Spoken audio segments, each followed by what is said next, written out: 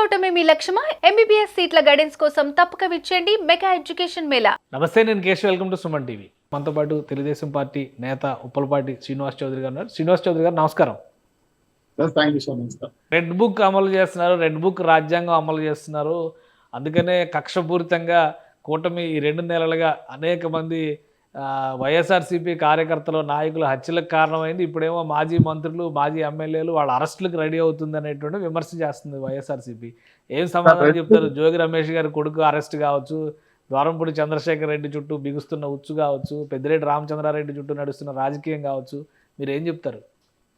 Sir, decay పరిస్థితి కూడా chicken shop దగ్గర తొడగొట్టినట్టు అధికారులు ఉండేటప్పుడు వాళ్ళు ఇష్టం వచ్చిన విరవీగారు. పెద్దిరెడ్డి కావచ్చు, జోగి రమేష్ కావచ్చు, చాలా మంది ఇంకా మీరు చెప్పిన పేర్లందరూ కూడా, సజ్జల రామకృష్ణ కావచ్చు, వైవి సుబ్బారెడ్డి కావచ్చు, విజయసాయి కావచ్చు. ఆ రోజు రెడ్ బుక్ అనేది అదే డేంజర్ అని కాదు కదా, reliable economic development red book.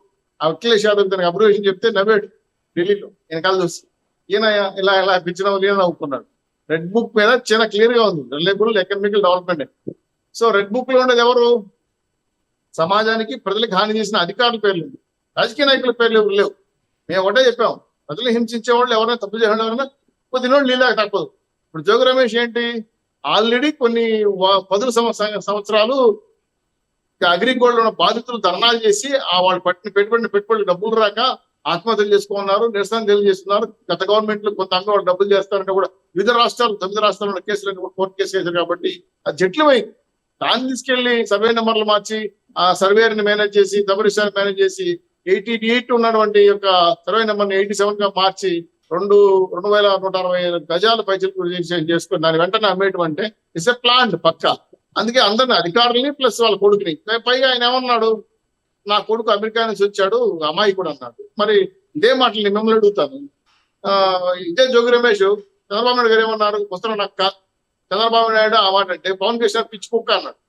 ఇదే జోగి రమేష్ కొడుకు ఆయన రాజీవ్ చంద్రబాబు నాయుడుకు ఉన్న రోగాల కన్నా కుప్పలో గెలవమని చెప్పి, అతని వయసు మిసాలు కూడా సరిగా 40 సంవత్సరాలు చేసిన రాజకీయాల్లో ఉన్న వ్యక్తి చంద్రబాబు నాయుడుకు ఉన్న రోగాలు ఆయన తెలుసా అనే విధంగా కించిపరిచే అంటే వ్యక్తి ధనం చేశారు. పైగా లోకేష్ బయట నుంచి వచ్చే వ్యక్తి, ఆయన కూడా శాంతిపాటి చదువుకొచ్చాడు. ఆయన ఏమన్నారు, జగన్మోహన్ పట్ల ఉండేటప్పుడు జోగి రమేష్ అధికారులు ఉండేటప్పుడు ఏమన్నాడు, లోకేష్ ని మంట తెచ్చేద్దామా, కృష్ణానదిలో కలిపేద్దామా అంటే ఓ నిధులు సంకలు పెట్టారు కదా, సంకలు కుద్దారు కదా. సో ఇవన్నీ వాళ్ళని నేను వాళ్ళనే మాట రిమైండ్ చేసి, ఈ రోజు చట్ట ప్రకారం ఆధారాలు ఉన్నాయి మా దగ్గర. 1908 వాళ్ళ గవర్నమెంట్ లో ఉండేటప్పుడు 2018లోనే ఈ కేసు నమోదైంది జోగి రమేష్ గారి మీద. అధికారులు వాళ్ళు కాబట్టి చర్యలు తీసుకోవాలి. సేమ్ కేసు రిపీట్ చేశారు అంతే. మీరు కావచ్చు చూడండి, చట్ట ప్రకారంగా మీరు ఆ రిపోర్ట్ కూడా తీసుకోవచ్చు. 2018లో ఈ కేసు నమోదై అప్పుడున్న surveyor something Nageswararao registrar, Trivedi అనే ఒక లేడీ సర్వే రిపోర్ట్స్ ఇచ్చారు. సర్వేరు వెంకటేశ్వర ఒక వ్యక్తి, వీళ్ళ మీద 5-6 మంది అప్పుడే వాళ్ళు ఎఫ్ఐఆర్ రాయడానికి ప్రయత్నం చేశారు. అప్పుడే కేసు నమోదైంది. దాన్ని ఈ రోజు వాళ్ళ కొడుకు రాజీవ్, అదేవిధంగా జోగి వెంకటేశ్వరరావు వాళ్ళ బాబాయ్ మీద 2 స్పిట్ చేసి 2 డబుల్ రిజిస్ట్రేషన్ చేయడం అనేది నేరం కదా. ఈయన పెద్దిరెడ్డి కూడా 947 ఎకరాల పైచలకు అన్ని రకాల భూములు దోసేసుకుని బెనామీ పేరుతో పెట్టుకుని ఇప్పుడు తప్పే కదా. తన కనిపెట్టిన దానికి కలెక్టర్ ఆఫీస్ దగ్గర పెట్టారు కదా, సర్టిఫికేట్ లో పత్రాలు దగ్గర పెట్టేశారు కదా, తుమ్మడికాయ దొంగంటే బదులు అనుకున్నట్టు. సో వీళ్ళు చేసిన అవినీతులు బయట పెడుతున్నారు.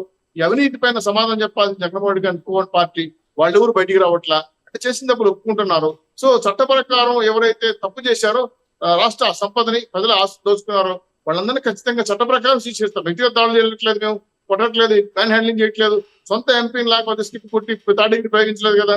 మేము చాలా క్లియర్ గా చట్ట ప్రకారం వాళ్ళు చేసిన తప్పులు నిరూపించి, అదిగో ఇలా తప్పు చేసావు, దీనివల్ల నష్టపోతున్నావు, ప్రజలు నష్టపోయారు, ఇది నీ శిక్ష అని చెప్పి డైరెక్ట్ చేస్తున్నారు. చివరికి వాళ్ళ రఘురామ్ గారు ఎమ్మెల్సీ గారు పోలీసులు దాచేయడానికి వెళ్ళారు కదా. నాకు చూసే కదా మా వీడియోలన్నీ కూడా, ఎలా ఒక ఎమ్మెల్సీని అడ్డుకుంటావు అని చెప్పి బెదిరించాడు కదా ఎస్ఐని. సో మనం అటువంటి రాజకీయాలు చేయదలుచుకోలేదు. కాబట్టి ఖచ్చితంగా వైఎస్ఆర్సీపీ నాయకులకి రెడ్ బుక్ అంటే భయం, కానీ రెడ్ బుక్ అంటే అర్థం ఇది. కాబట్టి అర్థం చేసుకోకుండా గుమ్మడికాయ దొంగంటే పొదలు అనుకున్న పరిస్థితి అంటే తప్పు చేశారు కాబట్టి వాళ్ళు ఈరోజు భయపడుతున్నారు. అందుకే ఈరోజు తప్పు చేసిన పొదలు కొడతాం, ప్రజాస్తులు నిలబెడతాం. ఇంకా నెక్స్ట్ లిస్ట్ లో ఎవరున్నారు? ఇంకా చాలా మంది ఉన్నారు సార్, వంశీ గాని నాని గాని చాలా మంది. ఇంకా మా రాష్ట్రంలో మా జిల్లాలో చాలా మంది చెవిరెడ్డి లాంటి వాళ్ళు, పెద్దిరెడ్డి లాంటి వాళ్ళు ఆల్రెడీ అబ్బాయిని కూడా అరెస్ట్ చేసినట్టున్నారు కదా. చేశారు. కానీ వాళ్ళ మీరు జైల్లో పెట్టాల 41 నోటీసులు ఇచ్చారు. నిన్న కూడా జోగి రమేష్ గారి కొడుకు నోటీస్ ఇచ్చిన తర్వాత అరెస్ట్ చేశాం. చంద్రబాబు నాయుడు గారు రండి, కిషన్ గారికి రండి, మీ నోటీస్ ఇస్తాను, ముందు అరెస్ట్ అయిపోండి అని నేను చెప్పలేదే. నేను చట్ట ప్రకారం పోతున్నాను సార్. దుర్మార్గమైన రాజకీయాలు చేయట్లేదు, చేయం కాబట్టే ప్రజలు మమ్మల్ని ఆరాధిస్తారు. వాళ్ళలాగా రాజకీయాలు చేస్తే మాకు కూడా అదే గది పడుతుంది. కాబట్టి చట్టం ఎవరు చట్టం కాదు. కాబట్టి ప్రజాస్వామ్యంలో రాజారెడ్డి రాజకీయాలు చేయకుండా ప్రజాస్వామ్యం బతికించడం కోసం మానవ హక్కులు, పౌర హక్కులు ఏవైతే ఉన్నాయో చూసారు. 60 రోజులు 60 అద్భుతమైన కార్యక్రమాలు చేసాం. బ్రహ్మాండంగా డెవలప్మెంట్ తీసుకొస్తున్నాం. సో రాష్ట్రం మాకు అభివృద్ధి కావాలి, పోలవరం అమరావతి పూర్తి కావాలి, సన్ రైజ్ రాష్ట్రంగా దేశంలో నెంబర్ రాష్ట్రంగా ఆంధ్రప్రదేశ్ పోవాలి. కాబట్టి ఇటువంటి కలుపు మొక్కల్ని ఎరగిపోతే మాత్రం మళ్ళీ రాష్ట్రం అబాస్పాలవుతుంది. మీ జిల్లాలో ఇంకా ఎవరున్నారు? పెద్దిరెడ్డి రామచంద్రారెడ్డి గారికి ఈ రోజు హైకోర్టులో కూడా ఏదో ఇబ్బందికరమైన పరిస్థితి వచ్చిందని చెప్పి 100% బిఎం మసూద్ రెడ్డి ఉన్నాడు. అలాగే ఇంకా ఇతర మన ద్వారనాథ్ రెడ్డి గారు తమ్ములపల్లిలో ఉన్నాడు. అలాగే పొంగనూరు రామచంద్రారెడ్డి గారు ఉన్నారు. ఇంకా చాలా మంది వాళ్ళ ఓడిపోయిన ఎమ్మెల్యేలు కూడా ప్రస్తుతం మా జిల్లాలో లేరు. వాళ్ళు వేరే రాష్ట్రంలో కూడా తెలియదు. వాళ్ళ భయాలు వాళ్ళకునే వాళ్ళ జాగ్రత్తలు ఉంటున్నారు. కాబట్టి చాలా మంది హైకోర్టు, సుప్రీంకోర్టుకి వెళ్ళి యాంటిసిపేట్ బెయిల్ ఇచ్చుకోవడం, కేసులు అబ్జర్వ్ చేయడం. అంటే నేను అన్నమాట లేదు. కొద్దిన్నోళ్ళు నీళ్ళు అవుతున్నారు, ఎందుకు భయపడుతున్నారు అంటే తప్పులు చేశారు, అందుకే ఊర్లలో ఉండలేకపోతున్నారు. ఊర్లలో ఉంటే జనం తిరుగుబాటు చేస్తున్నారు కదా. పెద్దిరెడ్డి గారు చేశారు కదా, మా ఊరికే రావద్దని చెప్పి. కాబట్టి జనం కూడా తిరుగుబాటు వచ్చింది. కాబట్టి గుర్తు చేసుకొని తప్పులు చేసి ఎవరికైనా ఈ తిప్పలు తప్పవు. కాబట్టి తెలుగుదేశం పార్టీ, జనసేన, బీజేపీ నాయకులకు ప్రతిరోజు ఎవరు కక్షాలకు పోదలుచుకోలేదు. మేము చట్ట ప్రకారం చర్యలు తీసుకుంటాం. ప్రజల ఆస్తిని, ప్రజల సంపదను దోచుకున్న వాళ్ళు మాత్రం ఎవరైనా సరే, ఎంతటి వారైనా సరే వదిలిపెట్టే సమస్య లేదని బాబు గారు అంటున్నారు. మేము అదే అంటున్నాం. The special discussion, keep watching. Suman టీవీలో మీ పర్సనల్ అండ్ బిజినెస్ ప్రమోషన్స్ కోసం కింది నెంబర్కి కాంటాక్ట్ చేయండి.